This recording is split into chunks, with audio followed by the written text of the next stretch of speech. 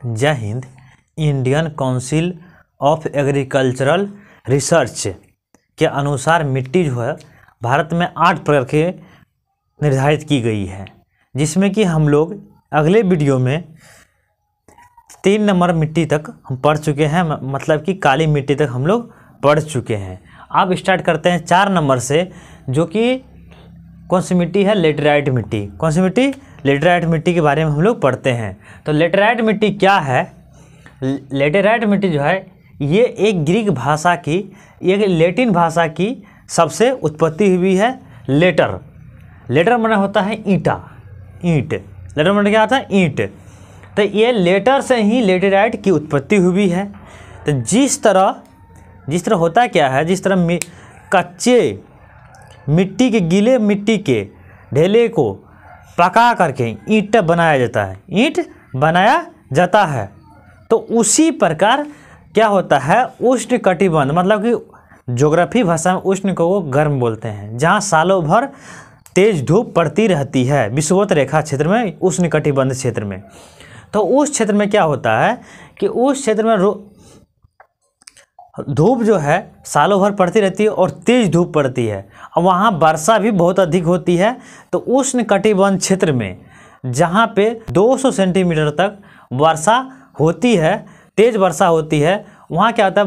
उसके निच्छालन द्वारा लेटेराइट मिट्टी का निर्माण होता है। निच्छालन द्वारा लेटेराइट मिट्टी का निर्माण होता है, निच्छालन द्वारा लेटेराइट मिट्टी बनता है। और ये कितना से भारत के कितने क्षेत्रों में फैला हुआ है? तो 1.3 करोड़ हेक्टेयर में, 1.3 करोड़ हेक्टेयर में ये लेटेराइट मिट्टी फैला हुआ है। क्या होता है इसमें? कमी जो होता है क्या? नाइट्रोजन कमी होती है, फास्फोरस की, उसके बाद पोटास की, उसके बाद चूना यानी कैल्शियम की, उसके बाद मैग्नीशियम की, इतनी चीज़ की कमी होती है। तो इस मिट्टी क्या होता है? इस मिट्टी में लोहे की ऑक्साइड, इस मिट्टी में लोहे की ऑक्साइड ज़्यादा होता है, यानी मधुमक्खी के छत्ते सा गूथे हुए रहते हैं। इस मिट्टी में लोहे की ऑक्साइड क्या होता है?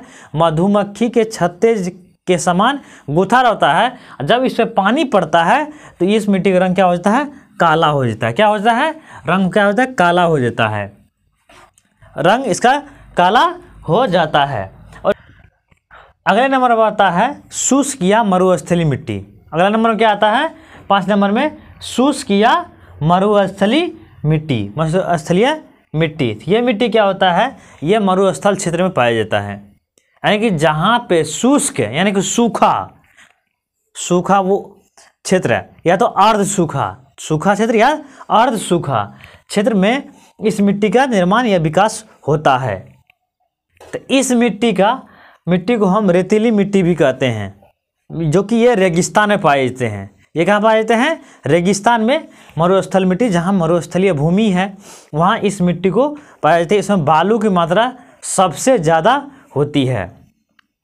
अगर इस मिट्टी में सिंचाई की संभावना हो तो इसमें फसल उग सकता है, जैसे कि राजस्थान में इंदिरा गांधी नहर द्वारा फसल उगाई जाती है। वहाँ पे सिंचाई की व्यवस्था अच्छी तरह होती है, जो कि वो भूमि उपजाऊ भूमि हो गया है। किसी चलते कि इंदिरा गांधी नहर के द्वारा इसमें लवण ज़्यादा तथा नाइट्रोजन अधिक पाया जाता है। इस मिट्टी में लवण तथा नाइट्रोजन ज़्यादा पाया जाता है, जिसके कारण जब इस मिट्टी में तेज धूप पड़ती है तो क्या होता है? वाष्पोत्सर्जन होता है। क्या होता है? वाष्पोत्सर्जन होता है। ये वाष्पोत्सर्जन के दौरान क्या होता है? इस मिट्टी पर से, इस बालू पर क्या होता है? लवण की मात्रा सबसे ज़्यादा छा जाता है। लवण की मात्रा सबसे ज़्यादा छा जाता है, जिसके कारण इसका रंग भूरा लाल रंग दिखता है। भूरा व लाल रंग इस मिट्टी दिखाई देता है। उसके बाद कमी क्या आता है? इसमें जीवाश्म की कमी बहुत होती है तथा फास्फोरस की कमी ज़्यादा होता है। इसमें जीवाश्म कमी तथा फास्फोरस की कमी ज़्यादा होता है। और इस प्रकार की मिट्टी जो है ये जल को ज़्यादा सोखती है, इसके जल की सोखने की क्षमता ज़्यादा होती है। और ये कहाँ पाए जाते हैं? तो राजस्थान में पाया जाता है, गुजरात में, साउथ यानी कि दक्षिण पंजाब में, दक्षिण हरियाणा में ये मिट्टी ज़्यादातर पाए जाते हैं। मरुस्थलीय मिट्टी, दक्षिण पंजाब और दक्षिण हरियाणा, राजस्थान और गुजरात, इन सभी क्षेत्र में ये मिट्टी पाया जाता है, रेतीली मिट्टी यानी कि मरुस्थलीय मिट्टी। आप लोग इसका स्क्रीनशॉट लीजिए। अब हम लोग देखते हैं 6 नंबर में पर्वतीय मिट्टी। तो ये मिट्टी प्रायः पहाड़ी इलाकों में पाया जाता है। इस प्रकार की मिट्टी जो है ये प्रायः पहाड़ी इलाकों में पाए जाते हैं। ये मिट्टी जो है इसमें क्या होता है, जीवाश्म ज़्यादा पाया जाता है। इस मिट्टी में क्या होता है, जीवाश्म ज़्यादा पाया जाता है, क्योंकि जीवांश जो है वो पहाड़ों पर वनस्पति या जीव जंतु वनस्पति ज़्यादा होता है, जिसके कारण वहाँ सड़ने गलने से वहाँ जीवाश्म ज़्यादा बनते हैं। और इसमें क्या होता है, कमी क्या होता है इसमें कि पोटास, फास्फोरस और चूना, ये सब चीज़ की इस मिट्टी में कमी होती है। और ये भारत में कहाँ पाए जाते हैं, तो सह्याद्री की पूर्वी भाग, हिमालय क्षेत्र, मतलब ये सब पहाड़ी इलाका है। उसके बाद ये दक्षिण भारत के पहाड़ी जंगलों में ये मिट्टी पाया जाता है। पहाड़ी जंगलों पे ये मिट्टी पाए जाते हैं। हिमाचल प्रदेश में पर्वतीय मिट्टी पाए जाते हैं। इस मिट्टी में पहाड़ी फल फूलों में की उपज अच्छी तरह से हो जाती है, क्योंकि जीवाश्म ज़्यादा है, इसलिए उपजाऊ ज़मीन ये होते हैं। अगला आता है 7 नंबर में लवणीय मिट्टी। क्या आता है, लवणीय मिट्टी। तो लवणीय मिट्टी क्या होता है कि इस प्रकार की मिट्टी में लवण की मात्रा सबसे अधिक होती है, लवण की मात्रा ज़्यादा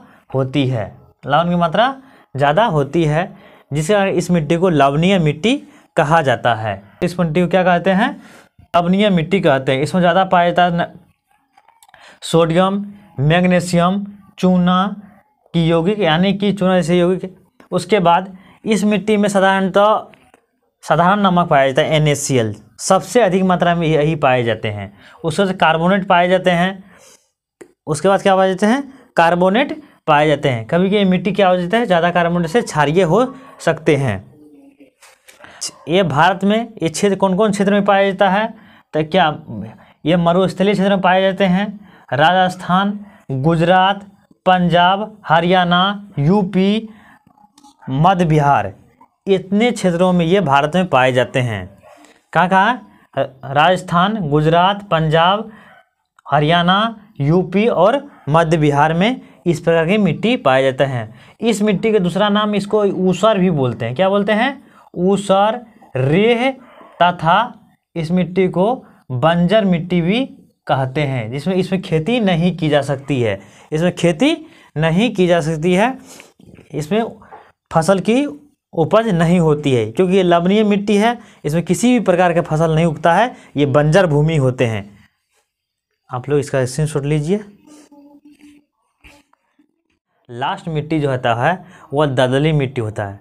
तो दलदली मिट्टी क्या होता है, ये जहाँ नमी क्षेत्र रहता है, जहाँ की आर्द्रता ज़्यादा रहता है, वह नमी वाले क्षेत्र में इस मिट्टी में क्या होता है, नमी वाले क्षेत्र में वनस्पति पेड़ पौधा और जीवों के मरने से, सड़ने गलने से, उसका शरीर से जमा अवशेष से इस मिट्टी का निर्माण होता है।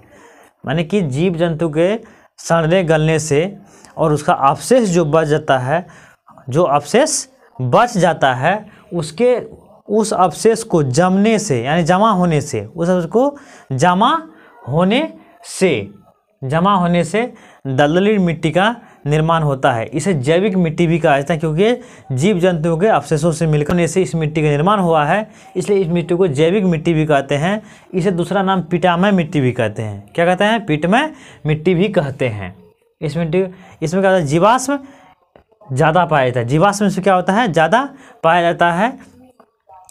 और ये मिट्टी जो है भारत में कहाँ पाया जाता है, तो ये मिट्टी उड़ीसा में पाया जाता है, तमिलनाडु, वेस्ट बंगाल, पश्चिम बंगाल में, उसके बाद मध्य बिहार में, उसके बाद उत्तराखंड में।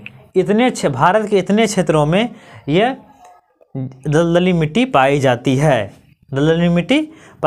है। आप लोग इसका स्क्रीनशॉट लीजिए। अब इस वीडियो में जय हिंद।